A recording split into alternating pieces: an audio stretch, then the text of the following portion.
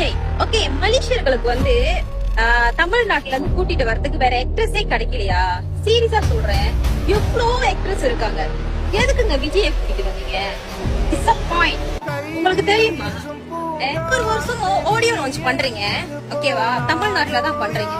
Okay, எதுக்குங்க மலேசியாவை நீங்க தேர்ந்தெடுத்தீங்க ஆடியோ லான்ச் பண்றதுக்கு? அதுவும் ஜனநாயகன் மூவி, அதுவும் விஜயோட ஃபர்ஸ்ட் டைம் ஆனா. எதுக்குங்க மலேசியா தான் கிடைச்சிச்சா? உங்களுக்கு தெரியுமா நாங்க எவ்வளவு மன உளைச்சலுக்கு ஆளா இருக்கோம்? உங்களுக்கு தெரியுமா? ஒரு சோன்ல போய் மாட்டிக்கிட்டோம். எங்களுக்கு வந்து அதுல இருந்து மீண்டு வர முடியல. Vijay such a emotional person. சத்தியமா சொல்றேன், ரொம்ப கஷ்டமா இருக்கு அதுல இருந்து மீண்டு வரதுக்கு. அதுவும் இது வந்து அவரோட லாஸ்ட் மூவி. அப்போ மலேசியால வந்து அவரோட ஜனநாயகன் மூவிய வந்து ஆடியோ லான்ச் பண்ணிருக்கீங்க. எவ்வளவு மன உளைச்சலுக்கு எங்களை ஆளாக்கிட்டு நீங்க போயிருக்கீங்கன்னு உங்களுக்கு தெரியுமா? எவ்வளவு கஷ்டமா இருக்குன்னு உங்களுக்கு தெரியுமா? எங்களுக்கு வந்து எப்படி சொல்றதுன்னே தெரியல. ஏதோ ஒரு சோன்ல போய் மாட்டிக்கிட்டோம். அதுல இருந்து எங்களால மீண்டு வர முடியல இப்ப வரைக்கும். டிக்டாக் திறந்தாலும், சோசியல் மீடியா திறந்தாலும் விஜய் விஜய் விஜய் விஜய். ஏற்கனவே மன உளைச்சிருக்கு ஆளா இப்ப கிடக்குறேங்க. ஸ்டாப் பண்ணுங்க ப்ளீஸ், ஓகேவா? வேற ஆக்ட்ரஸ் நீங்க கூட்டிட்டு வந்திருந்தா கூட இந்த அளவுக்கு நாங்க ஆயிருக்குமா எனக்கு தெரியல.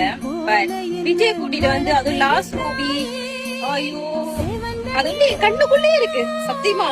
அவரோட ஸ்மைல், அவரோட அந்த நட, அவரோட அந்த பேச்சு எவ்வளவு கஷ்டமா இருக்கு தெரியுமா? சொன்னா புரியாது, அனுபவிச்சு பாருங்க, அப்பதான் தெரியும். சோ ரொம்ப மிஸ் பண்றோம். என்ன ஒண்ணுன்னா, ரொம்ப கஷ்டமான விஷயம் என்னன்னா, இது வந்து அவரோட லாஸ்ட் மூவி. கண்டிப்பா அது அப்படி இருக்க கூடாது. மேலும் மேலும் அவர் நிறைய மூவி நடிக்கணும், நாங்க பாக்கணும். அவரை வந்து நாங்க வந்து பெரிய திரையில நாங்க பாக்கணும்.